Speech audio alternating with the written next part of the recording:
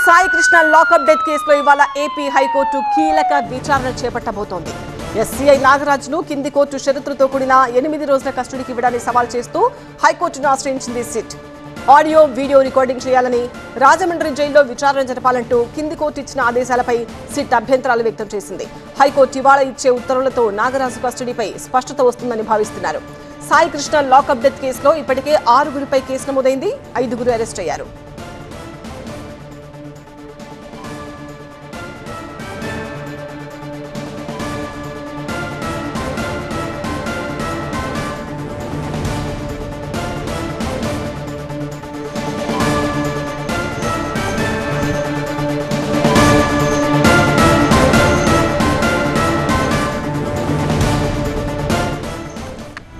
ఇవాళ విచారణకు సంబంధించిన మరిన్ని అప్డేట్స్ మా ప్రతినిధి వసంత్ లైవ్ లో జాయిన్ అవుతున్నారు. వసంత్, హైకోర్టు ఇవాళ ఇచ్చే ఉత్తర్వులతో నాగరాజు కస్టడీపై స్పష్టత వస్తుందని భావిస్తున్నారు. మరి ఎలాంటి వాదోపవాదాలు జరగబోతున్నాయి, ఎలాంటి స్పష్టత రావచ్చు?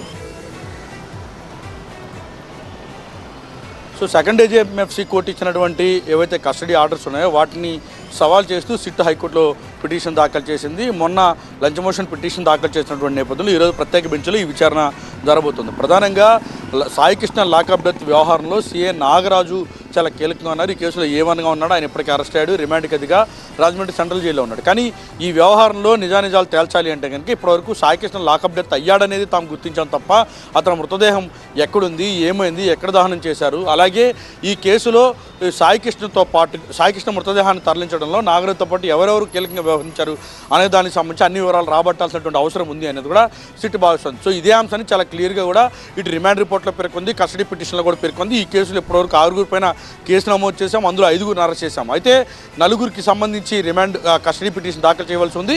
సో ఈ కేసులో కస్టడీకి అనుమతించినప్పటికీ కూడా నిబంధనలతో కూడినటువంటి కస్టడీకి ఇవ్వడాన్ని ప్రస్తుతం సిట్ అభ్యంతరం వ్యక్తం చేస్తాం. సో ఈ పిటిషన్ పైనే హైకోర్టులో లంచ్ మోషన్ పిటిషన్ దాఖలు చేసి ఈరోజు ప్రత్యేక బెంచ్లో ఈ పిటిషన్ పైన విచారణ జరగబోతోంది.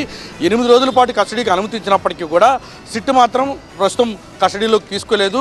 సో హైకోర్టు ఇచ్చేటువంటి డైరెక్షన్ మేరకు ఏదైతే ఆడియో వీడియో రికార్డింగ్ చేయాలని, అలాగే లాయర్లను అనుమతించాలని, మరోవైపు అతని పైన ఎటువంటి అలాగే రాజమండ్రి సెంట్రల్ జైల్లో మాత్రమే సీఏ నాగరాజును విచారించాలని ఏవైతే ఆర్డర్స్ ఇచ్చాయో వాటిని సవాల్ చేస్తూనే హైకోర్టులో పిటిషన్ దాఖలు చేశారు. అయితే ఇది ఈ కేసుకు సంబంధించి మొత్తం సాక్ష్యాధారాలు కానీ లేకపోతే ఎవిడెన్సెస్ మొత్తం కానీ ముందుంచి ప్రశ్నించాల్సినటువంటి అవసరం ఉంది. మరోవైపు ఈ కేసు కృష్ణలంక పరిధిలో జరిగినటువంటి సంఘటన ఏవైతే కొన్ని లైవ్ విట్నెస్లకు సంబంధించి కావచ్చు, అలాగే కొంతమంది సాక్షుల్ని ప్రశ్నించాలన్నా లేదా సాక్షులను తీసుకొచ్చి విచారించాలన్నా ఆధారాలు ముందు పెట్టాలన్నా కూడా సిట్ కార్యాలయంలో లేదా కృష్ణలంక పిఎస్లోనే విచారించాల్సి ఉంటుంది. కాబట్టి అందుకు అనుగుణంగా ఆదేశవాళ్ళు కూడా హైకోర్టులో పిటిషన్ దాఖలు చేశారు. ఈ పిటిషన్ పైన మరికొద్ది సేపట్లోనే విచారణ జరగబోతోంది. అయితే హైకోర్టు ఇచ్చేటువంటి డైరెక్షన్ ప్రకారమే సాయి కృష్ణ లాకప్ డెత్ కేసులో సీఏ నాగరాజు సంబంధించినటువంటి కస్టడీ పైన ముందుకు వెళ్ళేటటువంటి అవకాశం. అయితే హైకోర్టు ఏ డైరెక్షన్ ఇస్తుందనే మాత్రం వేచి చూడాల్సి ఇరు వర్గాల న్యాయవాదులు ఇప్పటికే హైకోర్టుకు చేరుకుంటారు.